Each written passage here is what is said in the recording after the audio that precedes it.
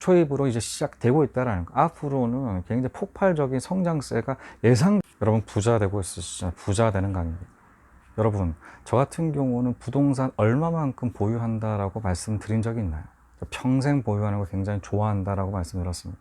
평생 보유할 부동산에 접근한다. 물론 안 파는 건 아닌데 그만큼의 여러 가지 사항들 체킹하고 그렇게 투자한다라는 그 의미를 내포한다라고 말씀드렸었죠. 실제로도 자, 이때까지 한 채도 매도를 하지 않고 계속 보유만 하고 있었습니다. 그런데 첫 매도, 부동산 매도 나오게 되었습니다. 그 이유가 사실 저 같은 경우는 법인 설립해서 8채 부동산 매입했다라고 말씀드렸지 않겠습니까? 그런데 법인 같은 경우는 종부세 기본 공제 없앴고요. 자, 그리고 세율 같은 6%부터 시작합니다.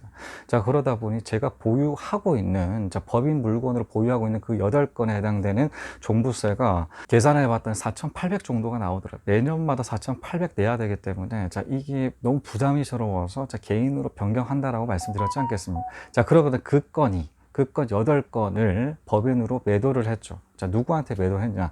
제 개인한테 자, 이렇게 넘기게 되었습니다. 자, 8채 해당되는 법인 물건들 개인으로 변경했다라는 것이죠.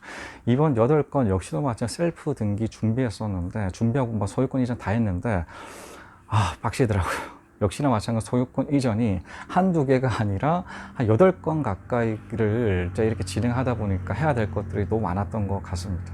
자, 이번에 그 소유권 이전을 하면서 느낀 것들이 있어요. 자, 그것은 제가 분명히 샀을 때까지만 하더라도 부동산 인지세, 자, 인지세 매입가의 1억 이상이라고 하게 되면 15만 원이 드는데, 자, 1억 이하라고 하면 안 낼 필요가 없거든요. 자, 저 같은 경우는 2019년 8채 샀을 때 1억 이하에 해당되는 7채 에서는 부동산 인지세를 내지를 않았어요. 그런데 이번 같은 경우 전부 다 1억이 다 넘어 버려 가지고 15만 원씩 냈다라는 거. 그 정도로 매매가가 굉장히 올라 있었다라는 것입니다. 그 정도로 이 지역, 제 책에서 소개해 드렸던 창원이라는 지역이 있죠. 창원 지역 같은 앞으로 계속적으로 상승할 수밖에 없다라고 생각합니다. 자, 왜 그러냐면 이 부분 같은 경우는 주식 투자를 하면서 알게 된, 좀 더 디테일하게 알게 된 그런 사실이거든요. 딥하게 들어가게 되면 설명할 것들이 많기 때문에 추후에 설명하기로 하고, 간단하게 2가지 주제들로 말씀드리도록 할게요. 첫 번째는 조선 산업이 슈퍼사이클 초입이 첫 번째이고요. 두 번째 같은 경우 원전 수주 재개 부분입니다.